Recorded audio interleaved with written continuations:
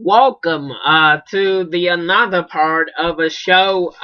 You can see the background behind me. It is quite dark because my time doing this show. It is about to rain, and I just opened the curtain, and I see from this to that far to the uh further place might be in Saigon, in District 1, raining hard.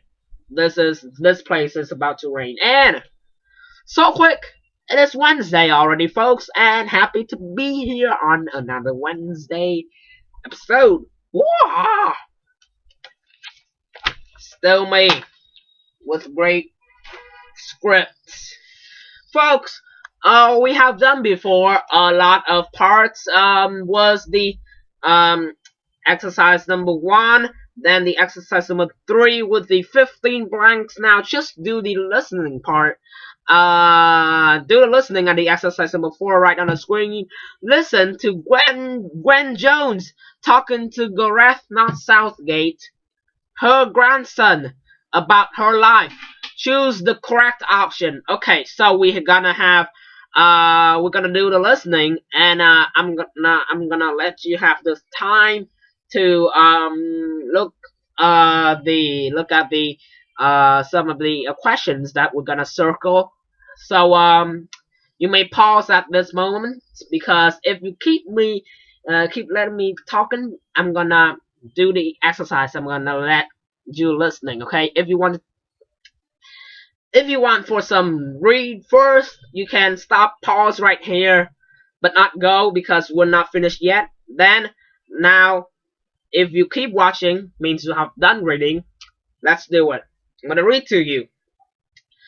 Listen carefully. I'm just gonna read for once. Okay, only one time. Listen. 3, 2, 1.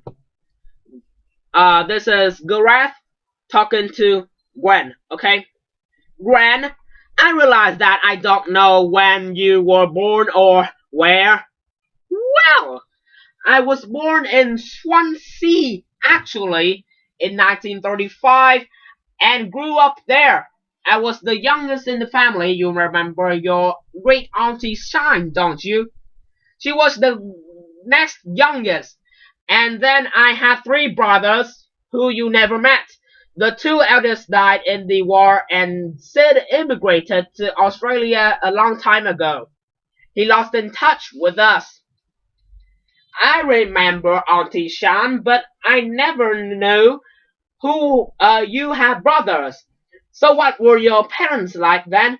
I have never heard much about them. I've only heard you mention your Auntie Lynn. Well, that's because it was Auntie Lynn brought us up. Our mom passed away when I was there, and I don't remember her very much at all. Lynn was my dad's sister, and she never married or had children of her own. Dad asked her to help him when our mom died, so she did. And then my dad ended up getting a job in another town that paid better, so we only saw him at the weekends.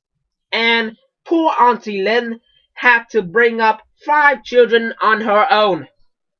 I know it hard. I know she found it hard, especially with the boys. They were a right handful at times. Gosh! I never knew any of this. Poor Lynn. So what was your childhood like then? Well, that wasn't easy. Because there was never much money. Dad sent back as much as he could, but we were often teased at school because our clothes were too short or old and worn out. Everything had to be mended, not thrown away like nowadays. We were lucky if we got a new dress or cardigan once a year. That's not very nice. Oh, kids will be kids. We got used to it. I liked school though. I was always top of my class, which I'm too. But I had to leave school early at 14 to start earning some money. I always wish I had finished my education and gained some qualifications. That is why it is important for you to study, you know. Education, it is important. I know, Gran, don't worry. So, where did you first work? I got a job in the baby clothes department in Woolworth store. There were Woolworth stores back then, were there? Of course, but they were very different, so dark and old-fashioned. I didn't like working there so much, but that was where I met your grandfather. There's another series for Where I Met Your Grandmom. He was the brother of one of the girls that I worked with. He had a job at a butcher's opposite. He used to come in a lot, and I knew it was to see me. Oh, how long did it take him to ask you out then? Oh, quite a long time, but it took us even longer to get married because we had saved up enough money to get married. We was engaged almost 7 years and only got married in our 20s. So that is a long time to wait. What happened after you got married? After a year we moved here to Cardiff. Your grandfather changed jobs and came to work in the steel works. We settled down and started a family. Your mom was born in a year later, and we've been here ever since. How interesting, Gran. I had no idea. Well, my love, you have never asked until now. Oh, so Gwen is Gareth's grandmother.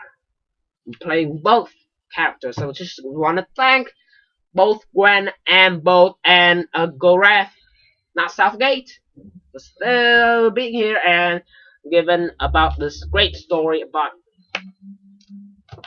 their lives. Okay, but folks, have you filled in yet? Chosen the answer yet? Maybe we'll have like 2 extra parts here tonight. It is special, right? Because it is Wednesday, not any of day else. So, maybe we'll start with number 1, don't we? I have some proofs right over here because I have underlined some of the answers for you. I'm gonna give the reason why. If you haven't heard clear, can rewind to the part that I am speaking, but not now because we're gonna correct the answers. We're gonna kick off with number 1. We're gonna have 5 things we need to answer. First one, Gareth didn't meet his great uncles because A, they all died, B, 2 died and 1 went to live abroad, C, Gwen lost touch with them, or D, they went to live abroad. That's amazing story. Have you remembered? Do you remember? I thought so. I think the answer will be B. 2 died and 1 went to live abroad. Remember why? The answer in the listening, the 2 elders died in the war, and Sid immigrated to Australia a long time ago. He lost touch with us. So first one, it is B. Okay, B. Number 2. It is a part already, so we're gonna be right back with the next part of the show. It is the next part of the extra part. First time ever. Oh, second time? Not about that.